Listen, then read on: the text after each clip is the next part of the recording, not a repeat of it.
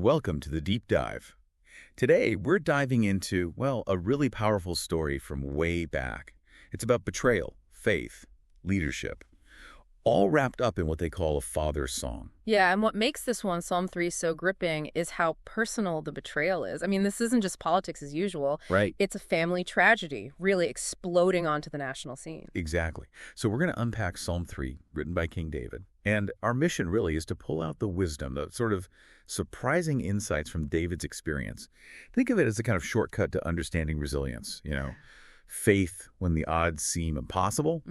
And we're drawing from material that explores David's worship right in the middle of all this chaos. And the context is just staggering. David's own son, Absalom, is leading a rebellion, trying to take the throne. His own son. Yeah.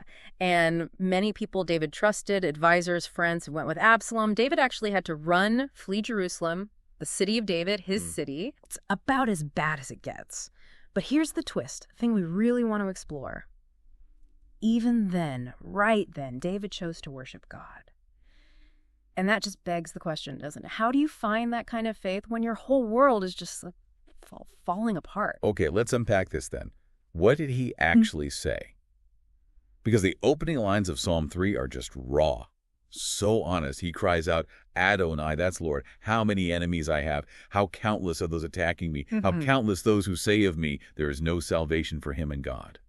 He's hearing that too. It's just this gut-wrenching cry, isn't it? And the depth of the hurt. It's one thing to be abandoned by, political allies. Sure. But by your own son, your own flesh and blood leading the charge, that's a whole different level of pain. Absolutely. And what really stings, what cuts deep here, is that spiritual attack layered on top.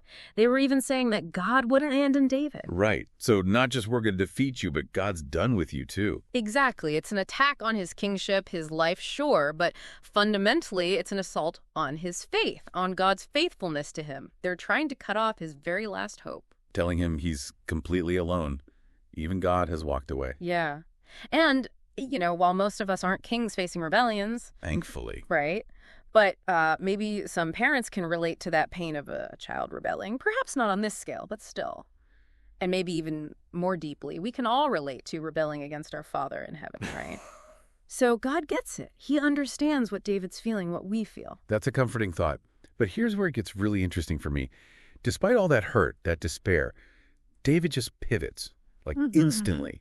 The very next verse he says, but you, Adonai, are a shield for me. You are my glory. You lift my head high. How does he do that? How does he go from that cry of pain straight into this declaration of praise? What enables that shift? Well, what's fascinating, I think, is David's immediate recall. He remembers who God is right in that moment. He doesn't seem to dwell too long on the terrible circumstances. He consciously shifts his focus. Yeah, exactly. He actively remembers God's character. He knows God is his protection from the schemes of men. It's like muscle memory for his faith. So it's not just knowing it intellectually, it's grabbing onto it in the crisis. Precisely. And notice, it's not just protection. It's also about restoring honor. God lifts up his people, our source material notes. He brings them honor in the face of those who mock. So it directly counters that earlier claim that God won't save him long. Exactly. David saying, oh no, you've got it wrong. God will protect me and he'll restore my dignity. He'll lift my head high when you're trying to shame me. It's basically David declaring God can flip the script. Incredible resilience. Yeah. And this confidence, this shift in focus, it clearly fuels his prayer because he goes on, with my voice, I call out to Adonai, and he answers me from his holy hill. And then this detail that seems almost mundane, but it speaks volumes.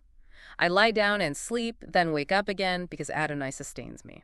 Right, so that first part, he answers me from his holy hill. What does that really signify? It suggests a direct line, doesn't it? A divine response. Yeah. A connection between the prayer down here on earth and the power up there in heaven. It tells us God is listening. He's accessible. He answers when his children call. It's not just wishful thinking for David. It feels like a certainty. Okay, and the sleep part. That really jumped out at me too. Sleeping when you're being hunted. It's profound, isn't it? The link between sleep and trust. David seems to understand that God is in control of even the tiny details. I mean, think about it. Most of us toss and turn before a big presentation. Right, or less. Yeah. David's got an army, led by his son, coming for him, and he takes a nap. It's almost defiant trust. It is the very act of falling asleep, surrounded by enemies, and then waking up safe. It's a powerful demonstration of trust. It's like David saying, look, if God can handle something as basic as keeping me alive through the night, letting me sleep and wake up. But then I can trust him with the big stuff too, like the army. Exactly. It's about surrendering control, finding peace, because, God's ultimately sovereign over everything, big and small. And this deep trust, this sense of being sustained, it builds to this just astonishing declaration in verse 6. I am not afraid of the tens of thousands set against me on every side.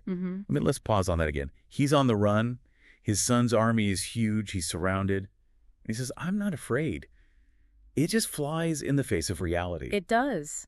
But his fearlessness comes straight from that conviction. God sustains me. If God's got my back, it literally does not matter how many join forces against him. Why? Because the creator of everything is on his side. Right.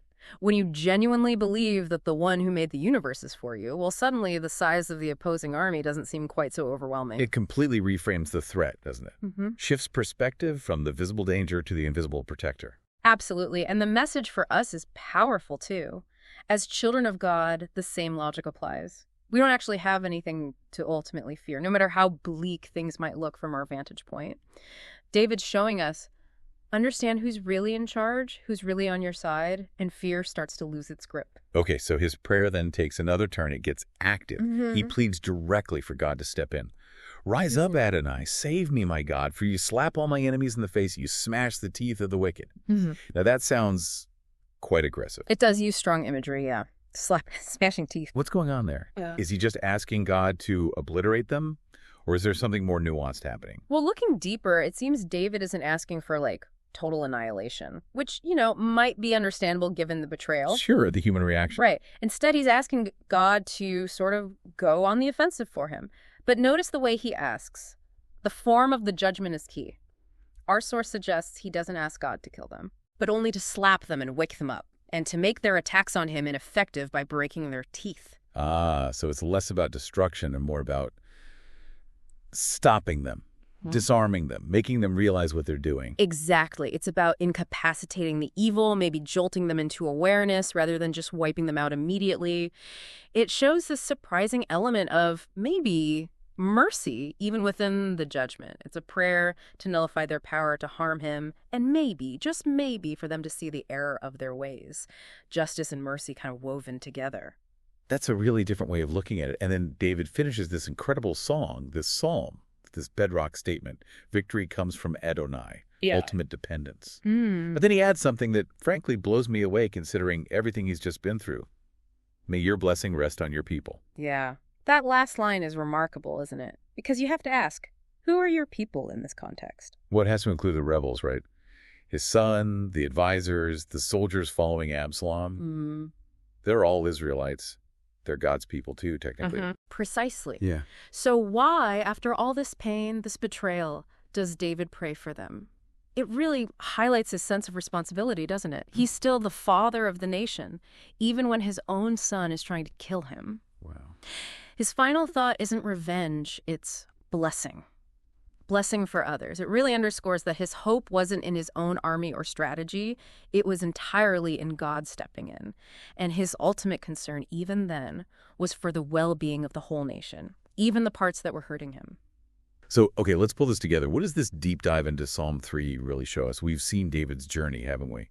From rock-bottom despair to this unwavering faith, even praying for his enemies. Yeah. So the takeaways for you listening, they're pretty profound. David teaches us, first, be honest with God, cry out with your hurts. But then, remember his character. He's our shield, our glory, our sustainer. Trust him with the big things and the small things, like waking up in the morning. And face your fears knowing the Creator's on your side. And it's such a powerful reminder that any real victory we hope for, whatever challenge we're facing, it comes from God alone. It's not about our own strength. Right. Maybe the hardest part, even in our deepest pain, that call to consider others, to reflect that larger, merciful perspective that David shows, it goes beyond just coping. It's a different way to live. Yeah, it really is. So here's something to maybe chew on until our next deep dive. Think about David's choice. Praying for his people, the ones who betrayed him. What would it actually look like in your life to genuinely extend blessing, not curses, to those who deeply wronged you? And how might doing that, even considering it, deepen your own trust in God's ultimate victory and his mercy? Something to think about.